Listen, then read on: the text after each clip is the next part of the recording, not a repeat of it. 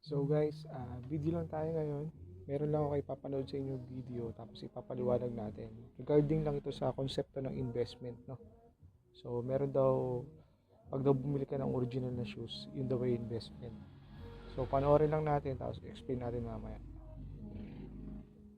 Wala namang may pake kung fake or real.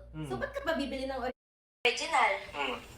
So kaya ka bibili ng original dahil investment siya. Isipin nyo, ha? Sapatos, parang naging investment yan, di ba? Pero, kunyari, ginamit ko to. Sabihin natin, bumili ako legit. Mahal. Ginamit ko to, sabihin natin, pinang-travel ko. Pupunta kasi akong Hong Kong, gusto ko maganda yung sapatos ko, legit. Kasi syempre gusto ko malakad lahat di ba? Kasi mamaya baka masira to habang nasa Hong Kong ako. Nakakahiya yun. Nakakahiya, isipin mo, bigla na lang bubuka yan. Nandun Sa ka Hong sa Kong pa. Hong Kong Disneyland. O di, nakakahiya. So, bumili ako ng legit, ginamit ko sa Hong Kong Disneyland. Tapos, syempre, nalakad ko na lahat, ganon. Tapos, nakauwi na ako.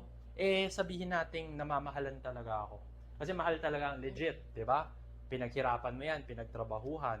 Kaya, pag ayoko na siyang gamitin, nakapag Hong Kong na ako, nag-Disneyland pa ako, sa ayoko nang gamitin, mahal pwede ko siyang ibenta. At dahil legit, may bibili pa niyan. Kung fake Kumbaga, yung binili mo, umaraw-ay na sa'yo oo, na sabihin natin, okay, babawasan ko na, kunyari kahit 50% na lang. Kasi sabihin ko, nagamit ko na, gusto ko mabilis kong maibenta, sige, 50% off. So, tingin ko mataas yung chance na may bibili.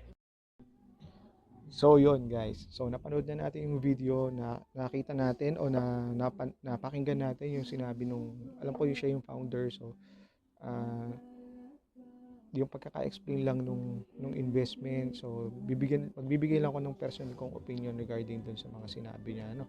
So ang purpose ng video na to is not to bash the owner or the shoe store itself, no. Ang purpose nito ay linawin ko lang o bigyan ko lang ng linaw yung konsepto ng investment when it comes to shoe game or kahit saang bagay man, no. Kasi para sa akin yung investment, ito yung bagay na kapag binili mo siya, mag mag-gain ng profit at magpapasok ng income sa iyo no. Ngayon dun sa pagkaka-explain nila kanina, yung shoe na New Balance binili niya, let's say halimbawa 10,000 pesos. So ginamit niya to sa Hong Kong, then pag uwi niya, let's say halimbawa 1 week siya doon. Pag uwi niya, ibebenta na lang daw nila, for example, for 50%. So halimbawa 10, so ibebenta niya ng 5,000. For me, kung halimbawa ginamit mo siya ng isang linggo, 5,000 yung nawala sa value. So kung 5,000 siya divided by 7, it's 714 pesos. So yung cost ng paggamit mo sa isang araw na 714, for me, hindi practical yon. So doon papasok yung concept na pag binili mo siya tapos ibebenta mo siya ng mas mababa, hindi nagpasok ng value sa iyo, gumastos ka pa. For me, hindi yun investment, no. Kung halimbawa sa bahay, yung mga bahay, binili natin siya for personal use, titiran natin siya, wala namang masama doon, pero hindi siya investment. Sa sasakyan, ganun din.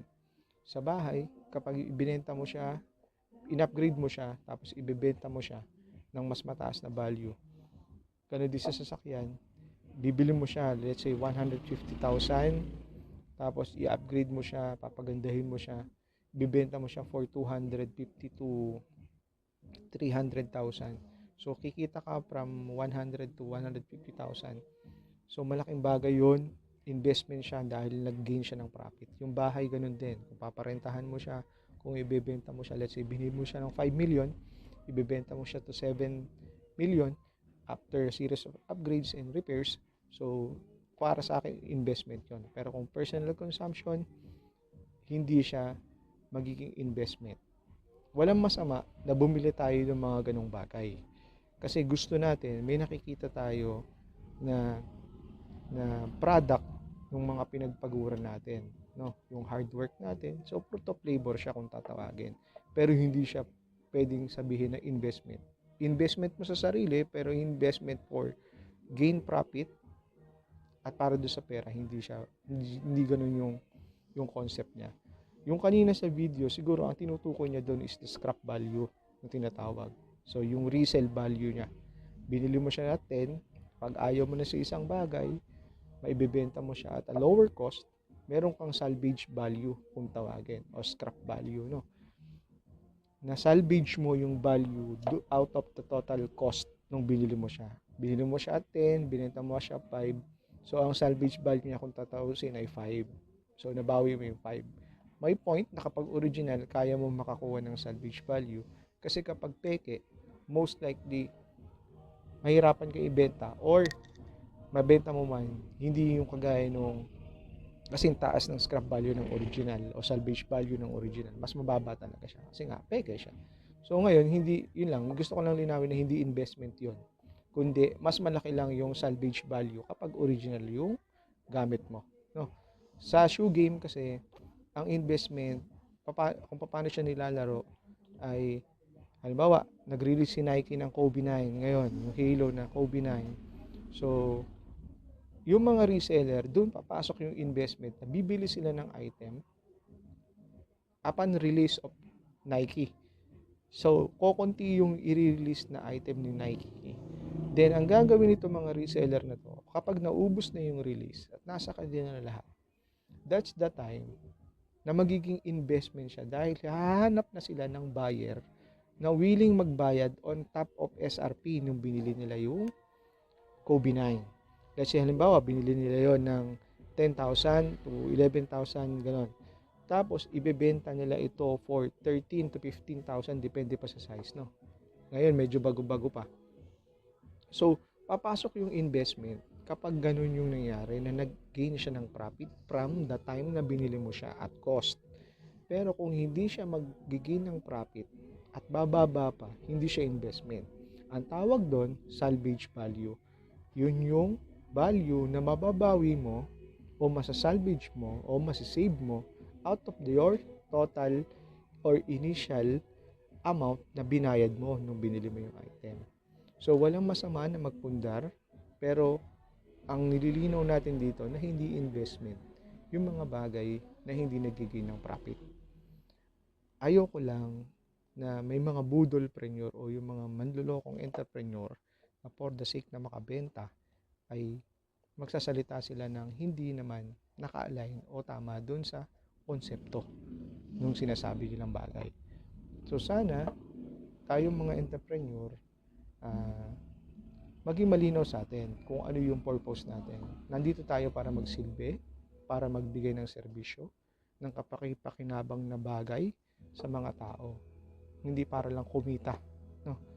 So, sana kahit paano may naitulong ako sa inyo, na ibahagi sa inyo na nalinaw ito, lalo na doon sa mga bata, no?